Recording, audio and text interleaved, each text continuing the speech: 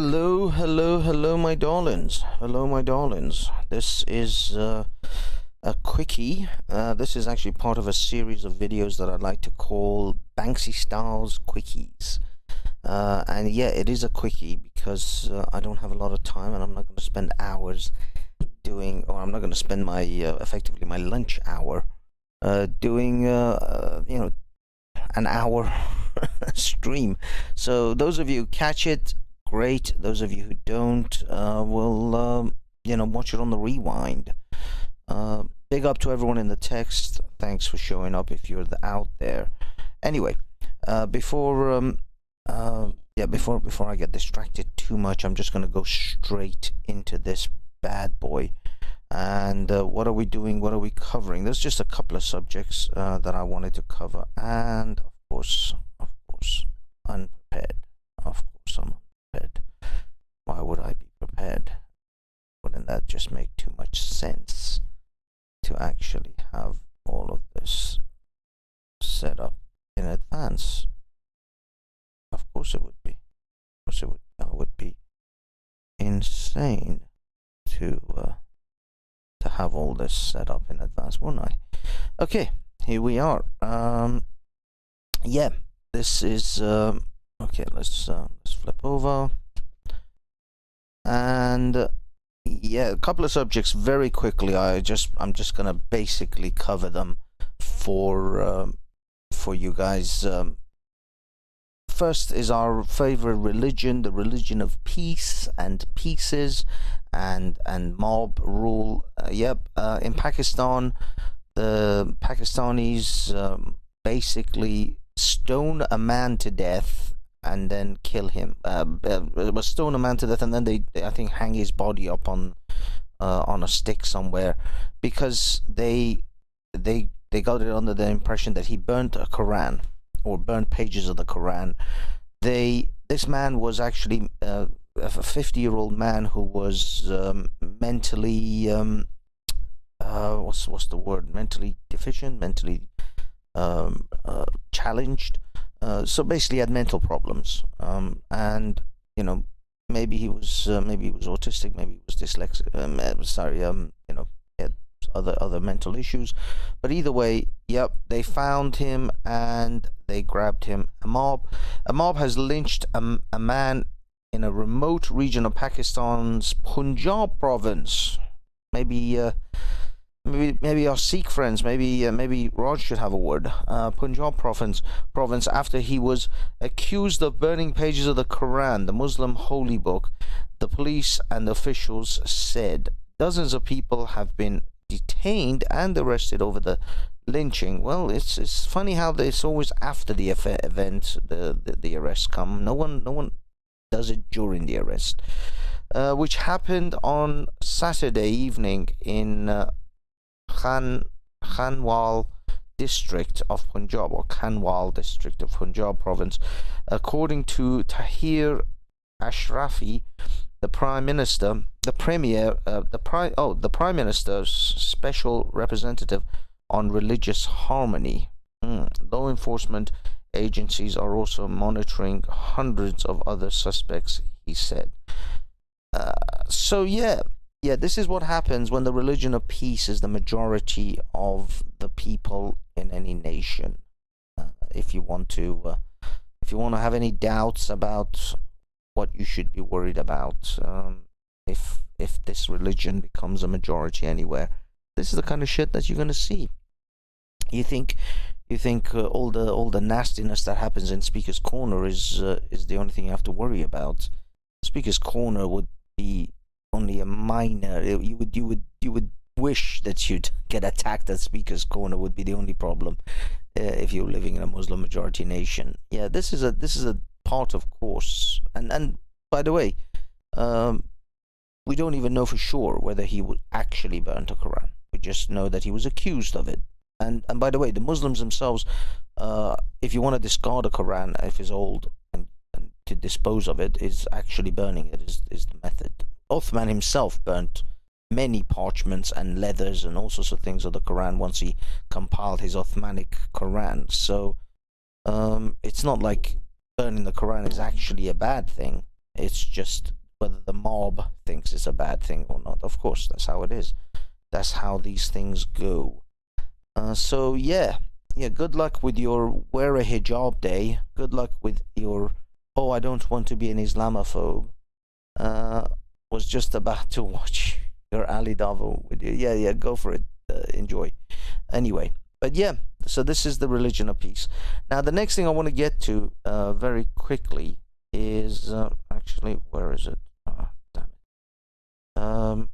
Okay, I'm gonna cover this, but I'm gonna have to do a bit more in-depth coverage of this particular scenario. Now, everybody by now, or if you're not aware, go and look online and flip, come out of your cave and actually check online on Joe Rogan and his issues with the video that emerged, a compilation video, a montage of him saying the N-word multiple times, and he obviously felt, or either he or his Spotify felt that they had to actually get him to bend the knee to this one because, well, racism and all that being bad.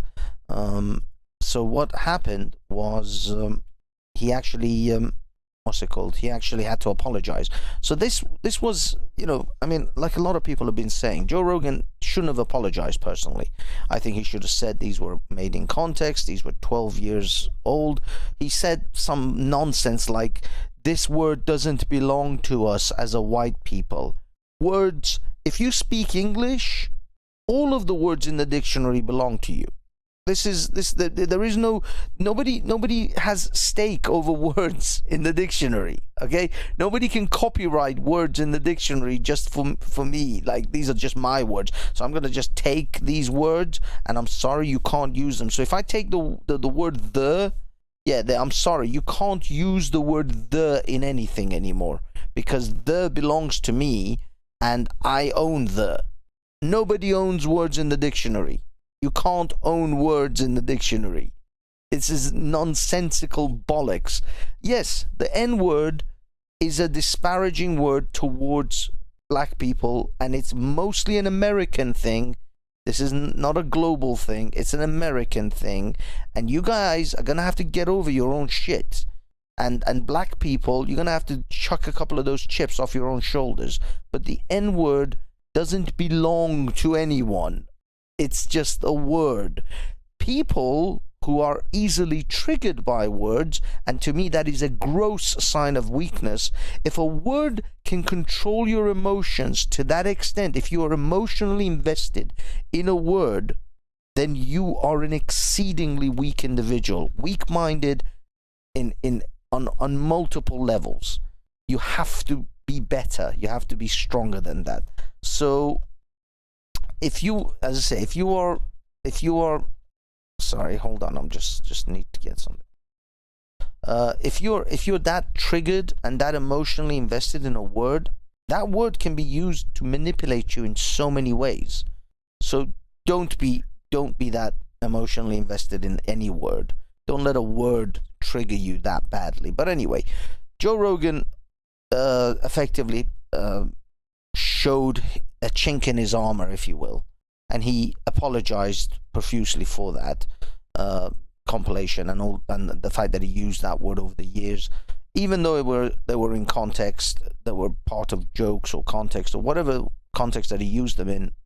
He showed that he had to apologize. Now, the thing with these people is the minute they see blood in the water, that's it. The sharks will start coming for you. So this wasn't gonna do anything for Joe Rogan. Joe Rogan's apology wasn't going to actually do anything.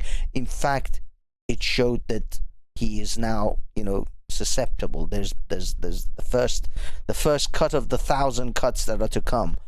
This was one of them. And there'll be another 999 cuts to come. Death by 1,000 cuts. And Joe Rogan showed that he's now, they've delivered effectively the first cut on him.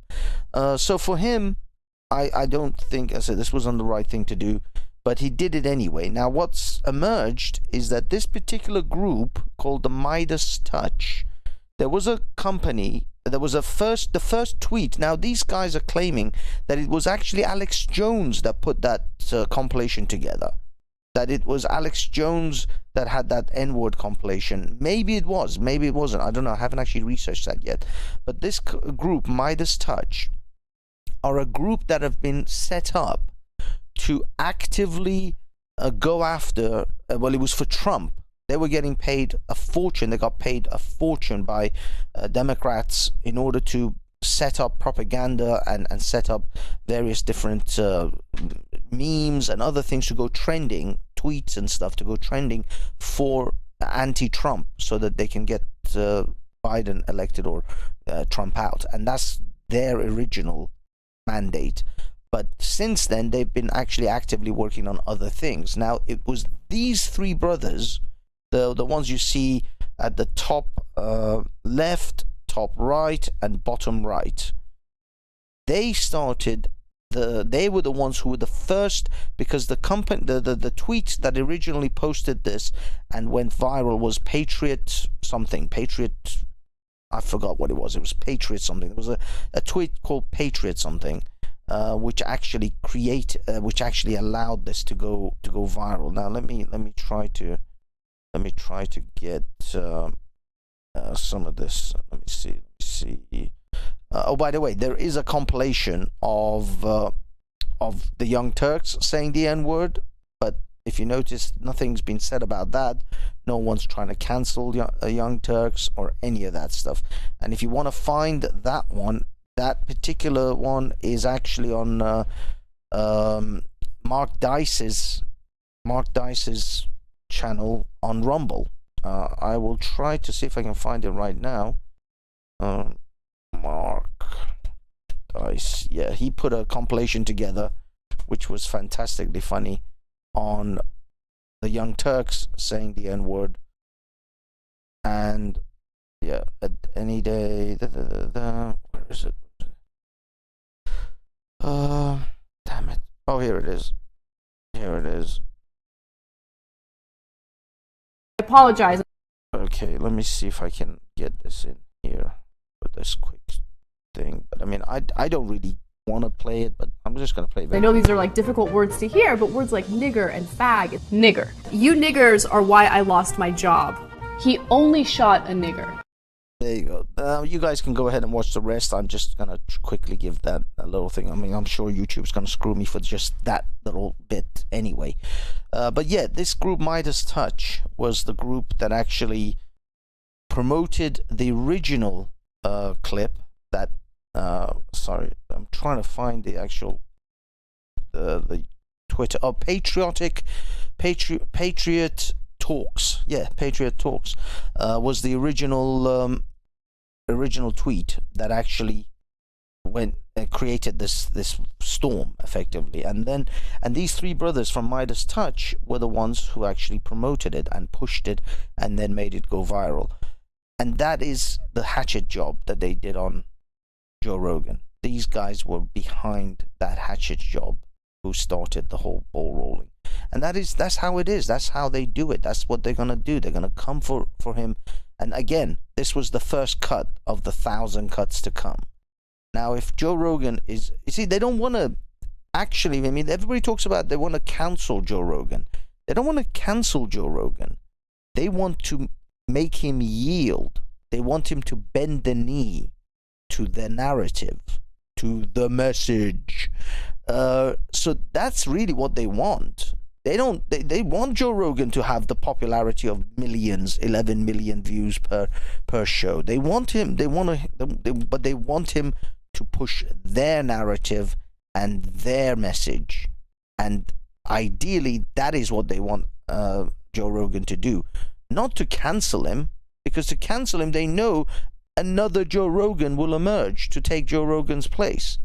Because there is a thirst, there is a demand for the kind of things Joe Rogan does.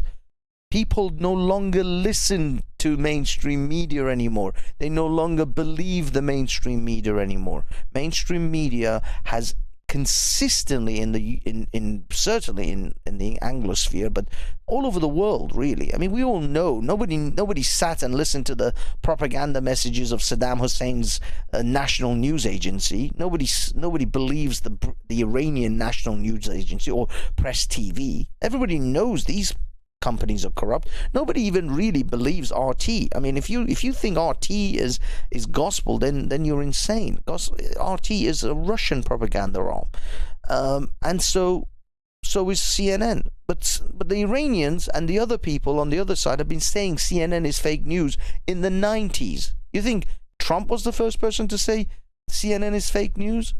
The Iranians and other people who were on the other side, that's Saddam Hussein, was calling CNN fake news in the 90s. It's just nobody takes note of that. They just think, oh, well, he hates America, so that's why he would say CNN is fake news. No, CNN has been fake news for decades, since the 90s at least, if not the 80s before that. So none of these news agencies are trustworthy. None of them have ever been. They are just propaganda arms. They are simply propaganda machines. They are for the various countries that they operate in. So, people have known this and people have come to realize this. So people are desperate and are thirsty for honest reporting, honest conversations, honest journalism. And they don't get it.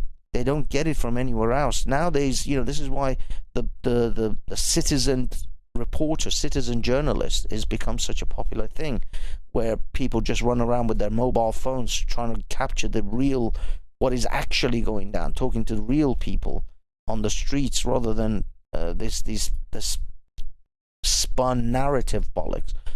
So Joe Rogan at the moment is in a position where it's incredibly coveted, because the mainstream media has lost all credibility. And the powers that be, funded through people like Midas Touch, simply want him to bend the knee. Once he bends the knee and then capitulates to them, they'll leave him alone. Joe Rogan will suddenly become the most amazing podcast that has ever lived, and he will be the darling of the establishments again. But I don't know. I don't know what kind of pressures they're going to put on him. Because, see, I think actually getting Spotify to give Joe Rogan 100 million. I mean, I'm going to go into conspiracies now, but would it be possible, would it not be out of the realms of impossibility to get Joe Rogan, who was an independent podcaster, who had his own podcast platform, and he was, doing his own thing, and he was getting, sponsors and advertisers, and he was making his money that way? Wouldn't it be out of the realms of impossibilities to have government agencies go to Spotify and say, you entice him and bring him on your platform, because we need this guy to have a boss. Right now, he doesn't have a boss, and so we can't manipulate him because he doesn't have a boss. Can we get him to have a boss? They want you all to have a boss. If you're a person that is incredibly popular, and you're what's it called? You have tremendous influence, but you don't have a boss, and you're your own boss.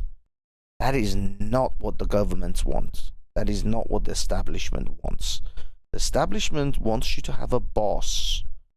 They want you to have an owner, to have someone to actually have to answer to. Now, the funny thing is, Spotify isn't really Joe Rogan's boss, but it's as close to a boss as they're going to get.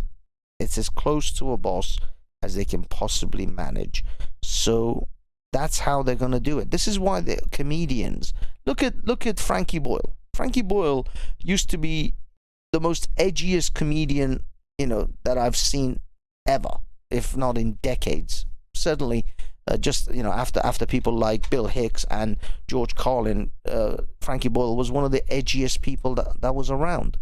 And he made jokes that were unbelievable, palm-faced, cringe-worthy jokes. I mean, cringe in a way that it would make you cringe, but it was still funny.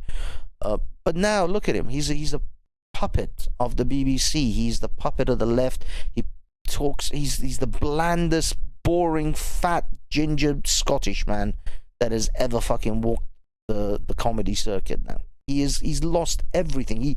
He turned his back on everything that made him what he was. He is literally the quintessential comedian that burnt the bridge behind him once he got across. And now he's having a go at other comedians for doing the very things he was doing himself to make him famous. This is because he has a boss now. He works for the BBC. He has a leash.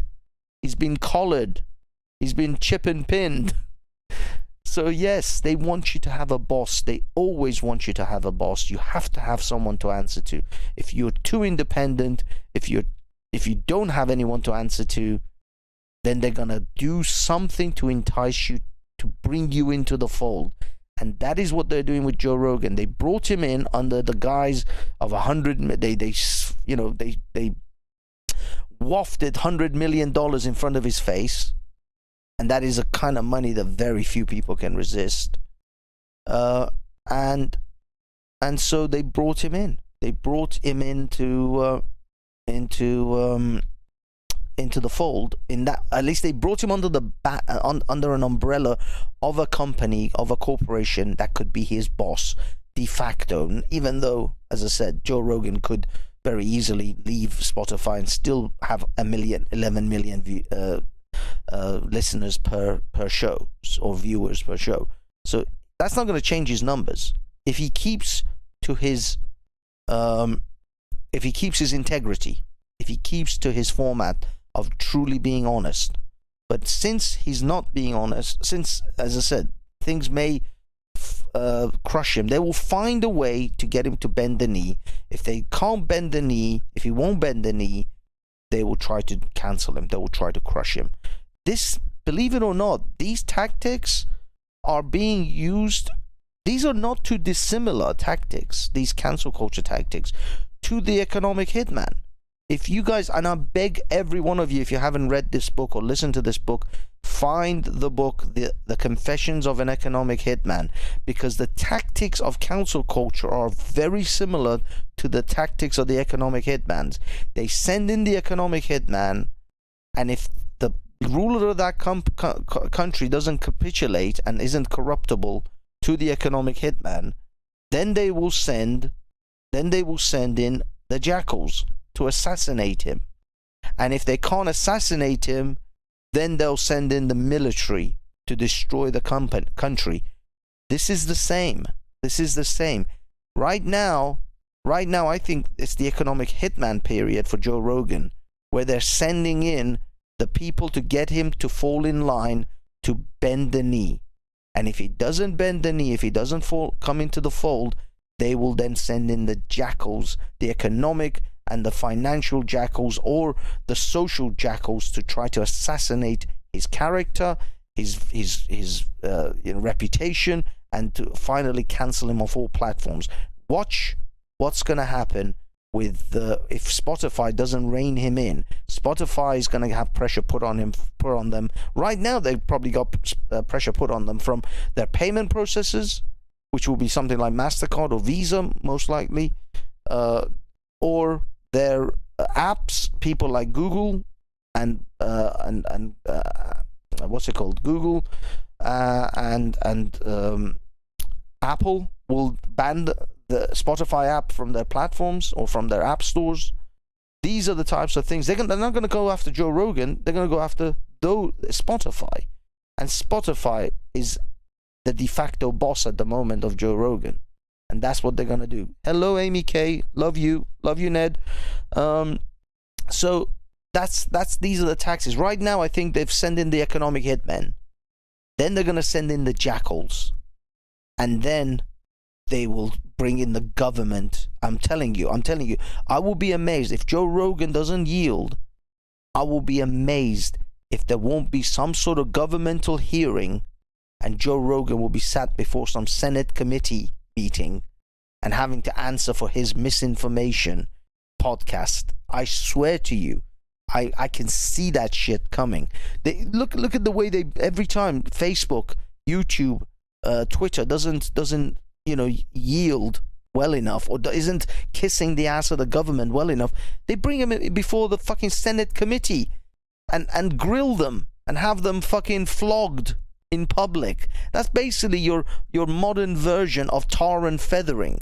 When Facebook has to go in front of the Senate committee hearing and start explaining about how they're not censoring people in the right way. I'm telling you, man, they're gonna have them fucking. They're gonna have Joe Rogan tarred and feathered. That will be the final stages. Right now, they're just trying to get him to yield and bend the knee. Right now, Spotify has taken over 130 of Joe Rogan's previous podcasts off already. Already they've started. They've started taking the podcasts off. And Joe Rogan, what's he doing? What's he saying? Why is he not complaining? What are you doing with my podcasts? But they took it off Spotify because Joe Rogan knows his old catalog can still be found on his platform, on Joe Rogan's own platform, or on other other podcast platforms. So he's not too worried about them taking it off Spotify, even though on principle he should be objecting to this. He should be kicking off a storm on principle, because this is the first stone. This is the first cut of the 1,000 cuts that they're gonna come. And this company, Midas Touch, they were the ones behind it, and they are a they work for the Democratic Party. The Republicans of the Democratic Party. Yeah, they work for the Democratic Party, and they are literally funded by the Democratic Party to produce these types of things, viral videos and tweets that go what's it called, trending tweets, viral tweets and viral videos. They literally work on these things. And this guy Dave was it Portnoy? Anyway, this guy Dave Portnoy, he is holding these guys to fucking account. Now watch this podcast and see how this guy fucks these Midas Touch guys up. He really grills them hard. I'm going to post the link in the text. Watch this podcast, because I don't have time to go through it right now. I'm actually over 27 minutes, and that's way over what I wanted to talk about. But Midas Touch is behind what is happening to Joe Rogan. I told you from day one. I said there is an established group. This is a hit job. This isn't some accidental thing that people just stumbled across this compilation, this montage of Joe Rogan's N-words. No, this is a hit job. They're coming for him, and there it is. This is these are the brothers who are behind it, and these people they're racinated. They have a shitload of funding, and you can buy tweets, you can buy followers, you can buy subscribers, you can buy views, you can buy upvotes and downvote, or likes and dislikes from for your Twitter. You can buy enough people to actually get a tweet trending, and once it's in the trending, then the ball, once they get the snowball effect going, then it just goes by itself. It runs by itself, and and of course they've got the mainstream media loving this shit. So this is how it is. This is what happens. Once you get up to a certain level, they will bring you to heel. They will never allow you, as a human being, as an individual, to truly live the life you want to live. You live the life that they allow you to live. That is the message here. And this is, people harp on about, oh, freedom, we're free. You're not. You really are not. You're cattle. You're cattle, and you're allowed to live a certain level of life. If you get a little bit above your station, they will fucking come down on you. And I don't care if you live in the United States, or you live in North Korea, or Iran. It's just a matter of degrees. It's not freedom in any real way. It's just a matter of degrees of how much you're getting fucked over, how much the boot is on your neck, how much under the thumb you really are. That's all it is. It's just a matter of degrees. There's never real freedom. The only type of real freedom I think you can ever really attain is to find some godforsaken island in the Pacific or the Mediterranean or somewhere where there's literally you and a fucking dolphin. That's the only level of freedom I think you can truly ever have. The rest, you are manipulated and you are maneuvered. Sheeps who are being put in their pen. We are cattle to these people. We are not human beings. And if you ever think you actually have freedom, you are sorely mistaken. You really don't. You just have degrees of freedom depending on which dictator rules upon you. Whether it's the British, the Americans, or the North Koreans, or the Iranians. It's just a matter of degrees. That's all I can see. Anyway, man, I'm done. Thank you for coming, guys. For those of you who are here, for those of you who are not, catch this on a replay, I suppose. This is my lunchtime Banksy's quickie. Over and out. Have yourself a wonderful day and lunch and all of that, ladies and gentlemen. Peace.